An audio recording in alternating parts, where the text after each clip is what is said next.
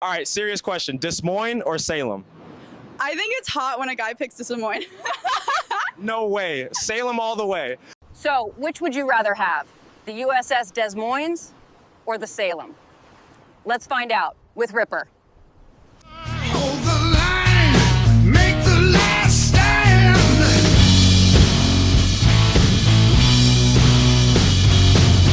In the heart of the brawl, she stands so proud. Triple turrets roaring, thunder so loud. Radar sweeping, no place to hide. Shells raining down like a rising tide. Steel queen of cruisers, fast and bold. Des Moines brings heat and breaks the mold. Hey team, this is Ripper here. You guys are doing fantastic. Yes, the age-old question of which is better, the USS Des Moines or Des Moines or the USS Salem, and we're going to take a look at it right now, and you guys make the decision. And what are my thoughts as well? But as always, before we begin, like, subscribe, bell button below. Appreciate all the supporters of the channel. You see value what we're doing here today? Smash those buttons. Thanks for stopping by. Enjoy the show, and I hope you get something out of it. All right, so let's get right to it. The USS Des Moines, yes, the Tier 10 American cruiser that has the amazing, pretty much 8-inch auto-loading guns, first ever of her kind, really put on the hull. And really, the Salem and the Des Moines are pretty much identical, just with a couple of slight gimmicks that kind of differentiate themselves. The biggest one is, the noticeable one, I would say, is the radar. The radar of the U.S. Des Moines goes out to 10 kilometers, so you get a nice round number 10, while the Salem only goes to about 8.5, 8.5. So you do lose there, and you have to push in harder. However, I believe the Salem, we'll talk about it later, has a little bit more reinforced front, I would say. That allows it to tank a little bit more, and it has a super heal. As you notice, the Des Moines here really has the natural, normal heal anyways. But it depends on what you feel is more important here, where do you want the 10-kilometer radar or you want more survivability? So again, it differentiates playstyle. As you can see right here, we're literally rocking and rolling against another Des Moines, and you can see how, I guess you could say, fragile the sides are if you find the right sweet spots right there. Salem, I feel like you can tank a little more if you can just angle in correctly there, but look at this right here. Full kind of nice, perfect angle on the side of the Des Moines here. You can see how I'm firing against it, and this is how you would fire against if you see one. And you just got to really find that sweet spot. If it's just not right enough angling, and you can get that Citadel shot right there, splash one. Again, little side note here, we're in Unbreakable line, which is one of my favorite lines. So you're not going to see any of the captain like Halsey things procced or anything for extra reload, but really, I think it's kind of negligible because right now, I mean, what's the extra, 10% in Unbreakable line or randoms these days? On a cruiser, I mean, I'm already getting 4.2 second reload here right now, right? So I think it's pretty good, but you could go rapid fire. I think there was a video out there back in the day where Salem or Des Moines was activating Halsey, and they got basically down to like 3 seconds of reload, so it's pretty dang cool. But kind of observe the background here and see how the different play styles as we swap back and forth between Des Moines and Salem. Correct me if I'm how to pronounce that. It's Des Moines, right? My English is kind of, I grew up in the South, so different types, different dialects. I'm also in the military. I've heard so many types of dialects, even going overseas. So you guys let me know what's the correct way. Des Moines or Des Moines. Anyways, splash 2 right there, 116,000 damage. And man, do we hold that center area for a while there on the first 5 minutes. Now we're going to rock and roll. Now, the bread and butter really, and because I've played the USS Hull, which has the same caliber guns and everything, just different dispersions and, whatever, pin angles. But the Des Moines, the AP is pretty, amazing. Like, it literally is. I kind of, now that I've played the Hull, use Des Moines AP regularly. The only time I really use the HE guns, because sometimes I get non-pens with them on battleships, I really just use them to start fires. But, man, when you see the AP right here, see, I switched to AP right here because I know I'm going to get way more effective damage in the long run. Kind of like my rate of return is a lot higher with the AP, and you also open yourself up to great citadels, as you can see right here. And there's something soothing about the Des Moines guns. I mean, great arcs, great velocity. They hurt like they pack a wallop here. Let me see what they can do. 203 mil, 5,000 max damage, but the velocity is 762, so it's there. It's decent. It's awesome. It's easy to fire. It feels great in the hands of a great cruiser player. And as a destroyer player, I treat this thing almost like a druid, where I'm going nose in, knife fighting guys, and just trying to blast cruisers and battleships away. All right, so while you're enjoying the video in the background, to observe the gameplay and see if you like it or not, The USS Des Moines was the Cruiser 134 was the lead ship of her class and one of the most advanced heavy cruisers ever built by the United States Navy. Commissioned in 1948, just after World War II, she represented the final evolution of traditional gun cruisers, designed during an era where naval warfare was shifting rapidly towards air power and guided missiles. The Des Moines revolutionary auto-loading 8-inch guns are the first of her kind ever developed on a heavy cruiser. These automatic loading systems allowed her to fire at an unmatched rate, even at the high angles, giving her incredible anti-aircraft and surface power for her time. She could rain down shells on enemies with terrifying consistency, and a trait obviously we love in World of Warships, like you're seeing in the background here. Des Moines never saw combat, though, during her career. She came too late for the World War II and retired before Vietnam. But she played an important peacetime role during the Cold War. From the Mediterranean to the Caribbean, she served as a flagship and a show force projecting American naval power across the globe. She also participated in humanitarian missions and NATO operations through the 1950s and early 60s, and was finally decommissioned in 1961 after just 13 years of service. Pretty short career, but one that marked the end of a gun cruiser era, despite Des Moines, leaving a lasting legacy. A bridge between all gun battleships of World War II and the modern missile cruisers of today. But like I said, she's rocking and rolling. Her spirit's alive today in World of Warships, as you can experience the raw firepower and tactical precision of a Cold War era. So very, very strong, very fun, awesome, great history from the Des Moines there. Pretty amazing, and it's kind of like the one trademark look of the kind of what World of Warships is kind of known for. If you just kind of like look at a Des Moines, you just go, and you can put that on a poster of World of Warships, and boom, automatically it just sinks in right there. And I think it's a great addition to the game. I think it sets the base and boundaries of the game. Pretty amazing right there. And look at that, another kill right off, 206,000 damage. And look at this push with, man, I'm telling you, Unbreakable Line, I love the fact that we're actually pushing together in formation. Where, I mean, man, more and more likely. And even Flamu loves it. Man, he sent the video. He's enjoying the Unbreakable Line, and everybody can enjoy it. You got different types of play styles, different things you can try. Moving together, majority of the time I've seen ships literally within like 2 or 3 kilometers of me, the majority of the time. And it's just enjoyable like that. I like the formation sailing.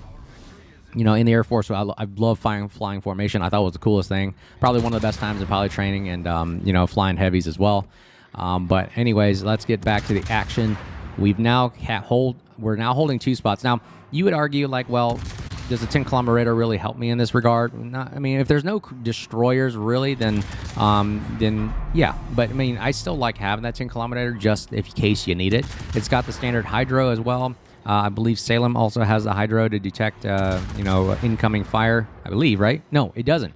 I think the Salem does not have hydro. That's the one downside there. So that is a trade-off. You get the super hills and you get, the radar, and I think it's DFAA, and we'll take a look at the video to correct me later. But you gotta have a PhD to remember all these things. But my brain is getting slow since I'm getting old here. But man, so you can see the what you can do with the Des Moines. It's quite maneuverable, especially with the legendary mod. You'll see my build. I put it in slot 6. So when you unlock the legendary upgrade or unique upgrade, you get a new engine thing, but you sacrifice reload. So there could be a downside there. By sacrificing reload, you're not getting that full 4.5 second reload or whatever. But you then get the ability to stop on a dime. In relatively speaking for a cruiser, you can literally accelerate and decelerate, reverse very, very effectively in Des Moines, especially great for hiding behind islands if that is your playstyle. I think it's very, very powerful combo. Again, I don't think it really matters too much now with the age of airstrikes and, I guess subs and CVs or whatever, but moving back and forth used to be a great trait for Des Moines players. But again, I don't really see too much of that effectiveness lately in the battlefield. I haven't seen someone literally being able to hold the whole entire area just by rocking back and forth. I think you're usually on the move, moving around, kind of knife fighting, going in, trying to figure out kills and so forth. Especially in a breakable line, you're not really sitting too long in a place. You're kind of moving around, trying to figure out where you need to be going. And that's probably the trait of the engine kind of acceleration gimmick of the Des Moines. So you don't get that in Salem, so maybe that's a trade-off you like. If you like the acceleration, you get it in Des Moines. If you like the fast reloads because of that reason for Salem, you probably look at that. Again, disclaimer that there's no Halsey activated, so you don't really get that. But you got to activate Confederate anyways. But it's not. I don't think it's hard to get Confederate in Des Moines. But there it is, 262,000 damage, 4 kills right there, and we win the game in the USS Des Moines. What do you guys think? Do you guys like this, or what do you want to check our next ship right here, the Showcase USS Salem? Let's take a look. Okay, here we go. USS Salem, Unbreakable Line, Arpeggio map right now. Let's take a look at this bad boy right here and see if you like it or not. As you can see, I was right. There was just the radar there and with the super heal. Now, the super heal really makes this thing shine for that unique playstyle right there. A lot better healing than the Des Moines. 8.5 kilometer radar and DFA, which we really don't care about too much in Unbreakable Line. But man, oh man, is this ship incredible. While we're sailing to the objective to hold the center cap right there, let's read a little bit about what that differentiates in the history of the USS Salem. And the USS Salem Cruiser 139, Des Moines' sister ship. Absolutely, the sister ships are awesome. The USS Salem was second of the Des Moines-class heavy cruisers, launched in 1947 and commissioned in 1949. Like her sister ship, USS Des Moines, she was equipped with state-of-the-art auto-loading 8-inch guns, making her one of the most powerful and advanced heavy cruisers ever built. Her main battery maintained an incredibly high rate of fire, a staggering 8 to 10 rounds per minute, even while maneuvering, giving her unmatched surface capability. Although the Salem never fired a shot in combat, she served with distinction during the Cold War, assigned to the 6th Fleet in the Mediterranean, and acted as a mobile show of strength and stability in a turbulent post-war world. She also served as the flagship for the fleet and participated in numerous NATO exercises and diplomatic missions, including providing humanitarian aid during the 1953 Ionian earthquake in Greece. One of the most remarkable things about Salem is that she's the only Des Moines-class cruiser still in existence today, and the only heavy cruiser from the entire Cold War era that has been preserved as a museum ship. She was decommissioned in 1959 after just 10 years of service and now rests at the United States Naval Shipbuilding Museum in Quincy, Massachusetts, not far from where she was built. Visitors can walk on her decks, explore massive gun turrets, and experience firsthand what it was like to live aboard one of the most formidable cruisers of her time. But she lives today in World War ships, as we can see in the background here, complete with supercharged repair parties and making her exceptionally hard to kill. So that is the USS Salem right there. Pretty incredible ship. As you can see, just based on the place off, if you've ever seen one out there, you can tell that people just love using this thing to nose in, really hunker down, and it just holds flanks. It is incredible. You can see with my gun builds, of course you can see the builds at the end of the video here, but the gun build here, as you can see, this is top grade gunner. You increase reload speeds if your ship, any enemy ships are in the standard detectability range, and that's pretty much around 10.9. So anybody in 10.9, I get a reload rate of about, what, 8%? Yeah, 8%. Notice my reload is a lot lower, too, as well, because in slot 6, I'm not using a legendary upgrade or unique upgrade from Des Moines. It really is just straight up gun feeder reloader. And now you get down to a 4.3 second reload. Again, disclaimer, no Halsey activated during these rounds. So 4.3 second reload as opposed to the kind of 5-ish seconds of Des Moines. I don't notice a major difference, but I mean, I am like blasting people like crazy in this thing. It is incredible. Same caliber gun, same everything. You just get an 8.5 caliber radar, but the super heal. And I believe there is a reinforced section of the Salem that's slightly different. So might have to take a look at that. I don't know if it's just a kind of a coding gimmick or whatnot, but I might have to look that up and find out if that truly is the case. But as you can see here, rocking and rolling right now, holding the top left-hand flank of the islands right here. And this is where Salem and Des Moines really excel. When you can't even dislodge these guys from an area, you really got to find out, man, how do I flank this thing? Especially the way its firepower and the heals are as well.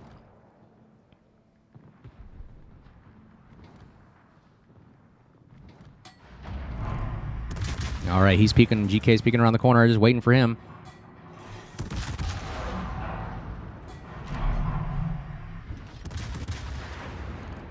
Okay, here we go. Neptune coming out. Very, very light cruiser, man. The Des Moines and Salems eat light cruisers alive. I'm telling you, if you show full broadside pictures like this, oh, man. This is a great way to practice shooting broadsides. I mean, I'm just seeing a lot more of these options right here. You can see where the shells are. Slight weird dispersion. The 6 shells going on all the time. Eventually, you're going to hit one. And when you get that back turret involved, man, oh, man, you got 9 shells coming out that fast. Crazy, crazy.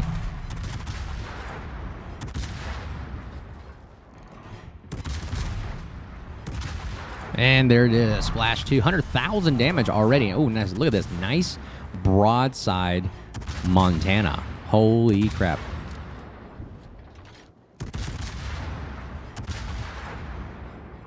And love this. It's just very soothing to watch. Just plunging shells right into them.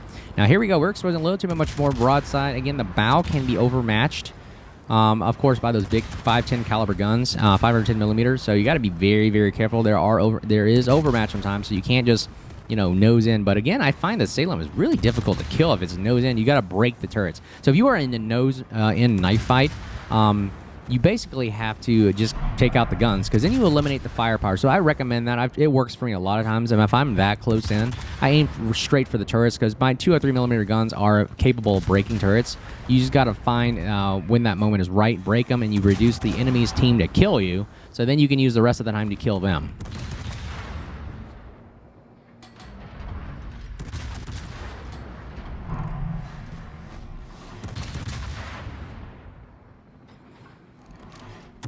Yeah, just looking at nice juicy hits on the side right there. Oh, Chikumai. Man, some of these ships cannot pronounce. Holy crap.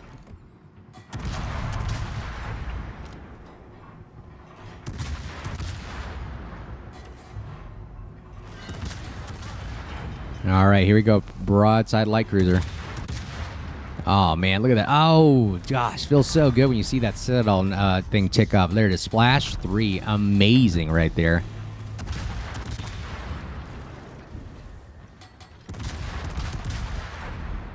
All right, we're getting some nice juicy hits on GK right there, baby. Let's get it going.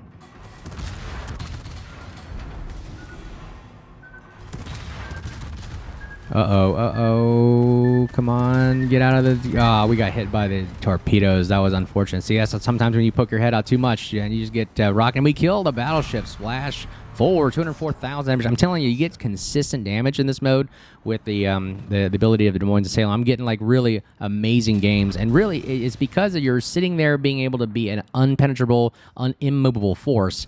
And it's pretty dang noticeable with the Salem and the Des Moines. Let's see some long-range gun action right here. A little bit difficult sometimes to aim these shells because the dispersion just starts getting away with you, but it doesn't stop you from doing some, like, about 1,000 to 2,000 damage here and there, chip damage. It's not bad. I'm reading here, Salem has a 27mm bow and stern plating, so she can't take battleships overmatch her over 381mm shells, 15-inch guns. You can bounce APL shells when properly angled, of course. It's identical to Des Moines, so sloped internal citadel with a turtle back, so that might help, but there's really nothing too gimmicky. I keep hearing people say that there are special. Let me know, guys, if you guys are PhD levels out there on this game, but I think Salem has a slight advantage over Des Moines for that reason, for being able to bow tank, but they look the same to me. I don't see much of a difference. You still can overmatch them. You still can find angles, and yeah, they're just easy to kill. The only difference is Salem is just amazing when it gets that heal going. As you can see, you just bring her back to life, and it's just tanks really well. It's kind of like that Valparaiso style, except for the fact that Valparaiso can heal just constantly over and over again. Oh, look at this nice broadside battleship right here. You got to be very careful. He's looking at me, so I'm going, ooh, do I want to just keep angling to get that third gun turret in? Because if you expose that back gun turret, here we go. We got to turn in because he's going to nail us. Hopefully we don't get hit. Ouch, right there. See? He somehow gets that side armor, maybe even Citadel hit right there on that perfect. Even if angled at this angle is like 30 to 40 degrees. So I'm trying to get that back turret engaged, and man, when you expose that back turret, you know that you're now exposing a weakness of the ship. So sometimes you're just better off just firing from the front 2 guns just to maintain survivability. And I mean, you can see here, we're doing significant damage just with the front turrets too. The sound of the guns is awesome. The amazing ability of this thing, firing rapid firing guns. I'm telling you, this is what makes Des Moines so scary, and Salem as well. And Salem's is just hard to kill, I'm telling you. All right, let's move in here. Let's see if we can get into the action. All right, here we go. We got Neptune coming in right here. Very still close game. Enemy's taking all the points, and then we are just in the lead by just a couple. And there, Neptune gets broadsided by the Ohio. And now we got to hold this flank with so many battleships coming right at us. I mean, in a Salem, I almost feel invincible. I feel like I can just take on, you know, the world right here. And I'm just blasting ships left and right. And I seem like I can hold my own, especially with the Super Hill. Super Hill coming off cooldown right now. And if only I can aim right here at the cheek of the Yamato, you can really Citadel, especially in the cruiser. If you can find that cheek, you can really land some nice Citadels, and it's pretty noticeable right there. Still doing 3,300 damage every salvo here. Every 4 seconds is not bad. 6,000 damage right there. And I'm telling you, this thing eats battleships alive. It's incredible. 5,000 damage right there. Notice I'm still firing AP into him. I could break his guns, Let's see if I can break his guns right here. Let me show you an example. There it is, a broke one gun. See, you can do that and eliminate a lot of players' guns, and they can't do anything about it. And you can permanently break their gun. They are literally out of the match, and they can't even shoot at you anymore, and you pretty much just work them to death. All right, here's a nice broadside shot right there. Oh, man, we almost got the cheek damage. We take out the Yamato. 4 kills, 123,000 damage. I'm telling you, this thing is a beast. It is a monster. All right, we're going to work our way on. Ooh, here we go. GK coming at us. So shooting right at the bow. And just look how much damage you can do just on the bow. 4,900 right there. 49. That's like 10,000 damage right there in a matter of a second. Now it's saturated, so now we're not getting that full armor penetration. So now you're seeing lower values right there because we fully saturate his armor or bow right there. So now you can really focus on shooting maybe superstructure area, maybe broadsides. Let's see if I can take out his guns.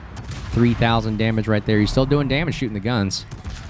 See if I can take it out. Now, the front plate of the armor of the guns is very, very strong, so you may not be getting those penetration hits like you would like.